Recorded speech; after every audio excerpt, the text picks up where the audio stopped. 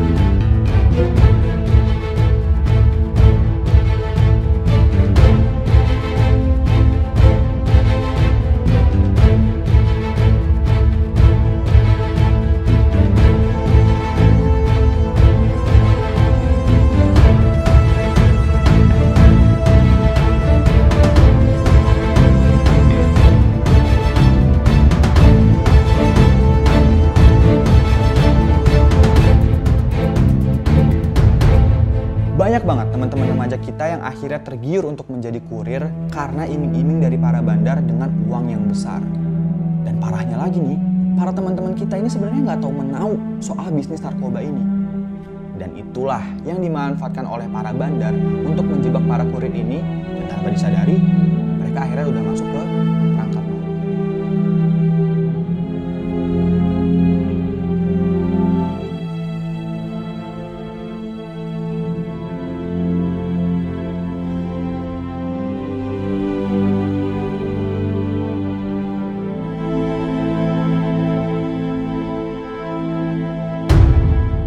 Nah, tadi kita udah dengar dan melihat cerita dari si Andi, bagaimana akhirnya ia terjebak dalam situasi perangkap maut.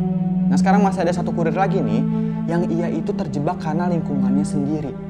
Bahkan rasa tidak enak menolak dari permintaan kawan-kawannya yang membuat dia menjadi terjebak dalam perangkap maut. Kira-kira gimana kisahnya? Yuk kita lihat. Halo bro, apa kabar? Alhamdulillah sehat. Tolong dong ceritain latar belakang hidupnya gimana sih? Kalau dari kecil saya alhamdulillah nurut orang tua. Orang tua ya. Cuman karena mungkin kebutuhan ekonomi, saya dari waktu sekolah dasar pun udah kerja saya. SD udah kerja? Ya udah emang bantu-bantuin kuli panggul gitu. Kayak Beli apa? kuli panggul, bangunan. Oh, kuli panggul, bangunan itu dari SD, kelas berapa? Waktu saya kelas 4. Kelas 4 Dari SD. kelas 4 saya. Itu terus menerus sampai SMP, SMA? Enggak, saya putus sampai sekolah SD. Oh, jadi cuma sampai SD aja? Kenapa nggak lanjutin ke SMP atau SMA? Ekonomi juga. Ekonomi juga ya? Ya, karena saya udah meninggal juga. Oh, kamu berapa bersaudara Kak betul? Saya 4 bersaudara. 4 bersaudara, kamu anak anak kedua ya? Jadi keluarga sekarang yang ada? Ya, abang saya yang laki-laki 1, yang ke bawahnya masih kecil-kecil 2, adik saya laki-laki. Kamu mengisi hari-hari setelah lulus SD itu ngapain? Ya itulah saya biasa jadi tukang parkir. Tukang parkir? Ya jadi nyaloin angkot. Oh gitu-gitu Ya. aja ya? Awal mulanya akhirnya bisa terjerat di bisnis narkoba ini kenapa sih? Sebelumnya saya nggak tahu kalau kawan saya ini mau jemput narkoba. Oh, awalnya nggak tahu? Iya. Terus? Saya nggak sempat dikasih tahu, cuman saya diimingin uang. Oh, cuma diimingin uang? Wah, dan uang pun nggak dikasih tahu nominalnya mau dikasih berapa. Oh, dia nggak ngasih tahu nominalnya? Ya. Waktu saya cuman kejadiannya di mana kamu? Saya dari Bandung. Oh, di Bandung ya? Ya, dan pertama mulanya saya dari Bandung. Saya lagi pas di rumah kawan saya yang mau jemput narkoba ini. Terus saya diajak, mau ikut nggak ke Jakarta? Mau ngapain, nanti dikasih duit? Mau ngapain? Ya udah ikut aja. Udah saya ikut ya. Tapi kamu nggak tahu ya mau ngapainnya segala macam? Ya, kawan saya ini cuma ngasih tahu hanya berupa paket yang ngajak ngambil. Oh, ngambil paket. Ngambil paket dari Jakarta mau dibawa ke Bandung. Terus? Saya rental mobil. Rental mobil, ya.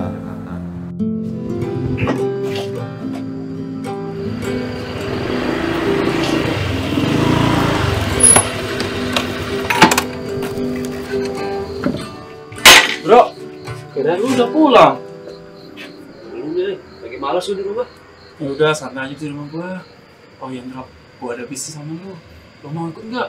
Pokoknya bisnis ini untungnya gede banget. Yaudah yuk. Ikut mana ke mana? Bisnis naon? Yaudah kamu gak usah banyak-banyak. Yang penting kita besok berangkat ke Jakarta. Kita cari rental mobil. Yaudah langsung ke Jakarta kita. Lu punya kenalan nggak? Ada. Yaudah kontak. Kayaknya.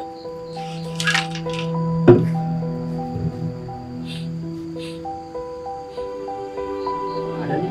Yaudah Langsung berangkat sekarang. oke.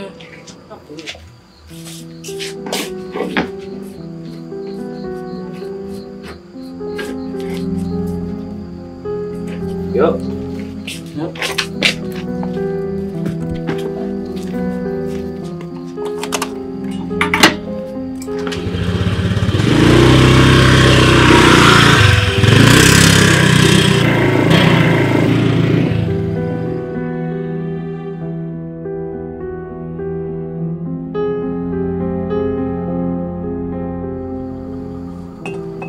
Maaf kalau boleh tahu, mau dipakai kemana ya mobil saya? Jadi gini Kang, kita berdua teh mau ke Jakarta. Biasalah ada urusan. Paling besok malam kita suwidi kan dia. Tiasa teh tah nyewakeun mobilna. Ya sudah. Ini kunci mobil, STNK-nya di dalam. Kalau ada masalah sama mobil saya, telepon saya aja langsung ya. Jaminan. Oh iya. Nah, Untuk sewanya dan ini motor untuk jaminannya, Kang. siap. Bro, Mobil orang tong dirusakeun ya. Oke, siap. kan lunas. Kayak dijaga ya mobilnya. Disewakeun aja. Mangga, mangga. Hati-hatinya. Ya. Nuhun, Kang. Mangga, mangga.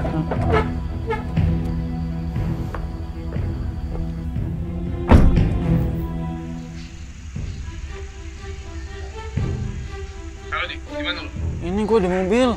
Udah, mobil kan? Udah, tenang aja. Ya udah deh, kalau gitu sekarang langsung ke rumah gua aja.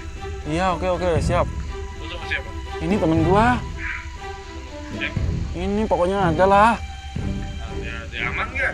Tenang aja sih lu. Pasti aman. Ya, tanggung jawab lu. Oke, tenang aja sih. Gak tau gua aja. Ya udah, semuanya kita harus jalan. Masuk rumah gua sekarang. Oke, siap. Siapa tadi yang nelpon? Udah, lu gak usah banyak tanya. Yang penting lu aman. Jadi sampai di Jakarta sama si kawan itu ngapain aja? Keliling-keliling nggak ngasih aku mau ngambil paket gak nyampe-nyampe kemana tujuannya. Oh jadi diajak keliling-keliling sama kawannya, Ya, terus dia maksudnya nggak nyampe-nyampe ya udah keliling-keliling. Boleh tahu nggak udah berapa lama tuh keliling-keliling di Jakarta itu? malah nyasar, saya kan nggak pertama kali juga ke Jakarta. Nyasar juga. Nyasar. Hampir berapa jam saya salah masuk tol.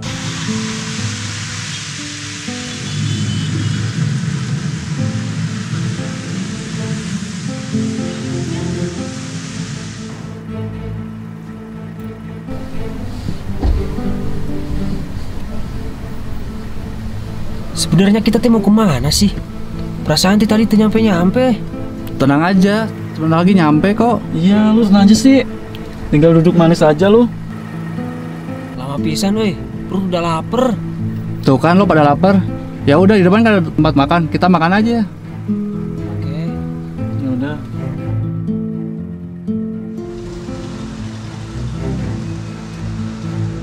Kamu ditangkapnya? Saya ditangkap di Jakarta Utara. Ditangkap di Jakarta Utara. Pas kamu lagi ngapain gitu? Saya mau makan. Oh mau makan. Barang bukti udah di kamu belum? Belum. Oh belum dipegang sama sekali. Berarti kamu belum pegang barang bukti. Kamu ditangkap. Ditangkapnya karena apa? Kalau kayak gitu? Komunikasi kawan saya sadap. Oh disadap komunikasinya. Kawan kamu yang kontekan sama yang Yang komunikasi. Baru mau pesen udah ditangkap. Habis itu saya sok kaget apa ini.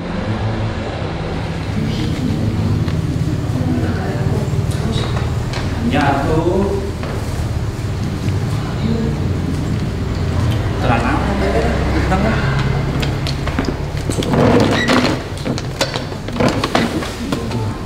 Mas,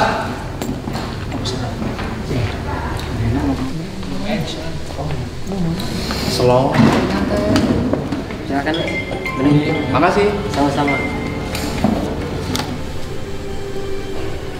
Enak ini. Lu mau pesan apaan? Ngomong di brand Roni. Ini gue bingung juga nih. Ya udah, lo pesen aja dulu ya. Gua mau nelfon teman gua dulu. Oke? Apa ini? Ada apa, Pak? Ada apa? Keluarkan handphone kalian. Apa Pak ini Pak? Apa-apaan Pak ini? Keluarkan handphone kalian, taruh di meja. Ya ini maksudnya apa, Pak? Diam. Pasir, Pak. Pak, nggak mau, Pak. Diam! Jangan sampai kasar ya! Ron, ini apaan lu? Enggak, ngapain gua ngejebak teman gua? Ron, Enggak, gua nggak ngejebak beneran. jelasin, jelasin. Enggak. Gak tahu gua juga ini. Gara-gara lu nih. Nggak salah Pak. Sudah diam! Ron, jelasin, Ron. Keluarga kamu tahu kamu ketangkap? Sudah mengetahui. Sudah sedih, nangis waktu dikasih telepon sama penyidik saya, nangis dulu saya. Ya shock juga, Tapi kamu nyesel nggak? Kamu pernah melakukan ini? sangat bisa. Sangat menyesal ya. Jadi kamu apa hikmah yang bisa kamu ambil setelah kamu ditahan ini? Saya tahu kalau saya salah. Saya bisa sholat juga. Saat juga. Ya? Saya lupa.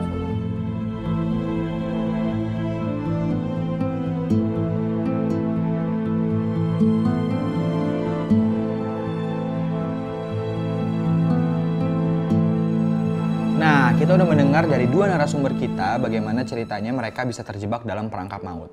Dan sekarang ada liputan dengan Pak Brigjen Setia yang merupakan Deputi Bidang Pemberantasan BNN tentang faktor-faktor apa yang memicu para kurir dapat terjebak dalam perangkap maut.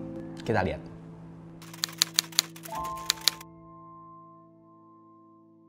Jika kita telah lebih mendalam, dan ini berdasarkan beberapa kali komunikasi dengan para tersangka, maka kurir yang tertangkap ini memang yang pertama adalah faktor ekonomi. Jadi dia rata-rata berdasarkan iming-iming ataupun janji akan mendapatkan uang, sehingga mereka mau melakukan sebagai kurir untuk mengambil, mengantar, dan lain sebagainya. Jadi faktor utama adalah masalah ekonomi. Kemudian yang berikutnya yang juga tidak kalah pentingnya dalam hal ini adalah kurir itu sendiri bisa berangkat dari orang yang sesungguhnya mereka coba-coba ya, dari salah pergaulan, kemudian dia ditawarin, diiming-imingi untuk mencoba, sehingga dia merasakan barangkali sensasi, halusinasi, dan lain sebagainya. Maka ketika dia membutuhkan sensasi, halusinasi itu, dia mau membeli barang tidak mempunyai uang. Dengan demikian dia harus berpikir bagaimana cara mendapatkan itu. Nah, disitulah pandainya pihak-pihak tertentu, ya, bandar ini untuk memberikan iming-iming dengan imbalan tertentu, mereka akan menjadi kurir. Rata-rata hanya itu saja yang mereka berangkat untuk menjadi peran kurir di dunia narkoba.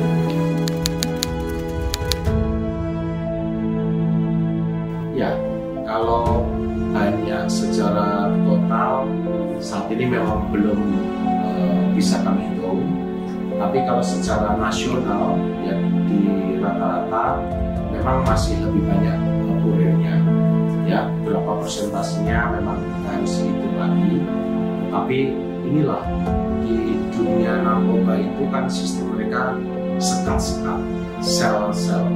Jadi antara yang paling tinggi dengan yang nomor 2 ini belum tentu dia pernah ketemu, belum tentu dia pernah bertatap muka, jadi hanya kadang-kadang perintahnya lewat telepon dan lain sebagainya. Demikian juga untuk di lapis kurir dengan yang para pengecer yang di bawah. Ini rata-rata mereka juga tidak pernah ketemu, mereka hanya mendapatkan perintah dan lain sebagainya. Nah, yang banyak berhadapan dengan petugas ini adalah mereka yang dikatakan sebagai kuda. Kuda itu adalah orang yang di lapangan, yang dia mengambil, mengantar, kemudian menempel, dan lain sebagainya. Itulah yang sering ditemukan di lapangan. Namun demikian, untuk di BNN sendiri, ini sudah ada instruksi bahwa kita diutamakan melakukan proses penyelidikan dan penyidikan adalah di level bandar ya, ataupun jaringan. Jadi itu yang menjadi atensi kita di BNN. Harapannya dapat mengungkap bandar ataupun jaringan tersebut. Nah, tadi kita udah dengar dari Pabrik Jen Setia bagaimana sih menurut dia faktor-faktor kurir-kurir yang ada di Indonesia terjebak dalam perangkap maut. Dan waktu itu gue sempat mewawancara Pak Heru, Kepala BNN, di ruang monitoring yang ada di dalam BNN. Kira-kira apakah perbincangannya? Yuk kita lihat.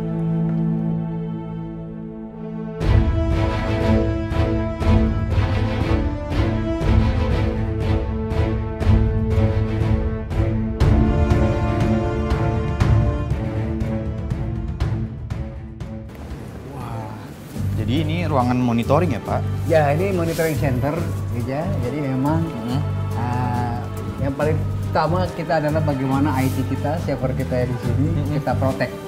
Ya, karena banyak hacker-hacker yang mencoba membuka. Ya, kita sudah protect ini dan kita juga di sini untuk mengontrol pekerjaan-pekerjaan baik yang ada di daerah-daerah maupun hacker yang ada di sini. Termasuk juga kita juga bisa mengontrol bandara. Nah, CCTV bandara kita juga bisa dibuka, CCTV bandara. Nah, ini bandara, ini real time juga. Oh iya benar. Ya. Di bandara ini kita bisa monitor juga tentang situasi yang ada di bandara.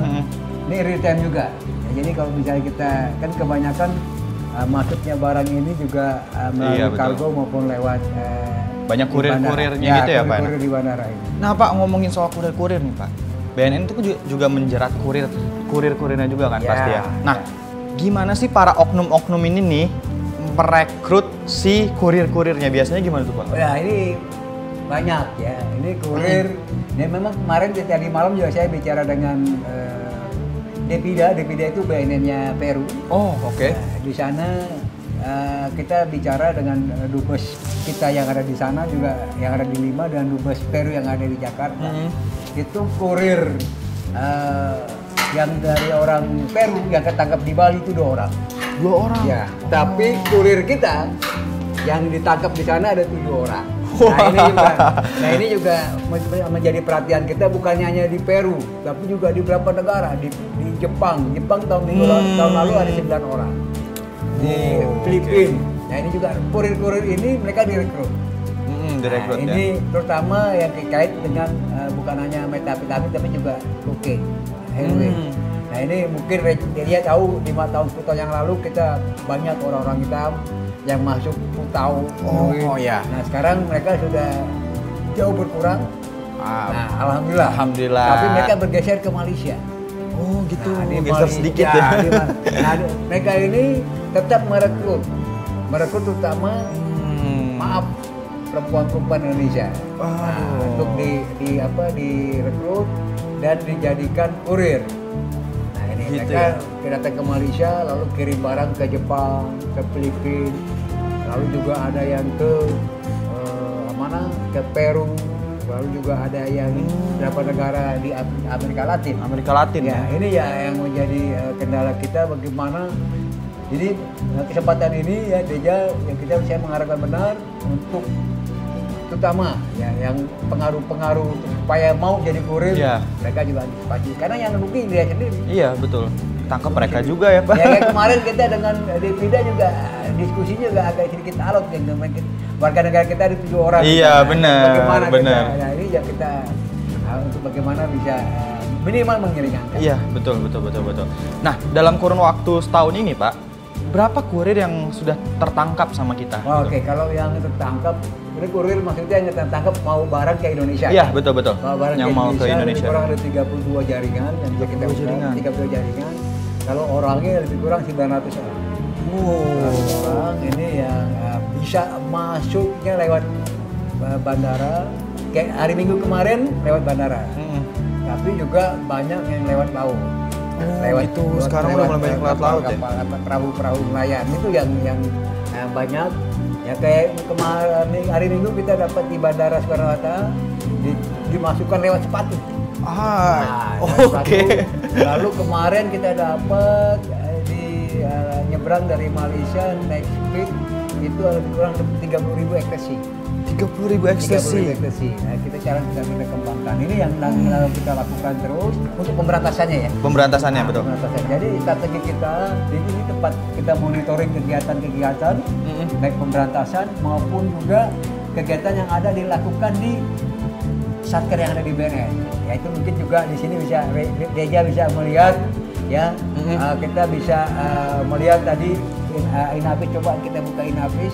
Ya, kita bisa nyari orang. Nah, ini temannya Deja bisa kita lihat di sini. Iya betul. Lalu juga kita bisa masalah pemberantasan coba kita bisa lihat. Dari sini kita bisa tahu. Pak, berarti ini kalau balik lagi ke soal kurir tadi, Pak. Saya tuh penasaran, caranya mereka merekrut itu gimana ya, Pak? Misalnya di caranya mereka merekrut, oh ini kayaknya bisa jadi kurir gini-gini. Pasti dengan ada iming-imingan apa gitu. Kalau untuk, nah ini juga, mereka juga ada kelas-kelasnya. Kalau yang kurir-kurir yang maaf ya, yang mungkin di bawah atau tingkat ekonomi di bawah, ya pertama-tama dia pakai dulu. Kalau udah gunakan, udah kegantungan ya, kamu kalau pengen pakai, ya kamu harus kerja dulu tante. Oh gitu. Nah, ini juga dijebak. Dan juga macam-macam itu jadi kurir. Yang tadi saya bilang, misalnya ada organ tunggal. Organ tunggal ini juga mereka mengadakan acara-acara itu gratis. Ya, tapi udah dikasih gratis, kalau sudah mulai nyandu semuanya ya udah. Iya benar. Udah udah punya market. Iya, udah terlalu kecanduan gitu ya, Pak. Wah. Itu yang sangat berbahaya. Siap. Wah, makasih banget nih, Pak. Saya udah diajak ke ruang monitoring sekarang. Sama-sama. Ntar saya datang lagi diajak kemana lagi kan kira-kira ya. Terima kasih banyak, Pak. Sama-sama aja. Sama-sama. Sukses ya. Siap. Terima kasih. Jadi gitu teman-teman, setelah mendengarkan dua narasumber kita yang merupakan kurir narkoba, serta mendengarkan penjelasan dari Pak Setia dan Pak Heru, gue bisa menyimpulkan bahwa banyak banget hal positif yang lo bisa lakuin di luar sana. Dan jangan terima tawaran yang belum jelas. Lo juga harus bisa jaga diri lo sendiri dari lingkungan yang gak baik. Karena lo keren tanpa narkoba.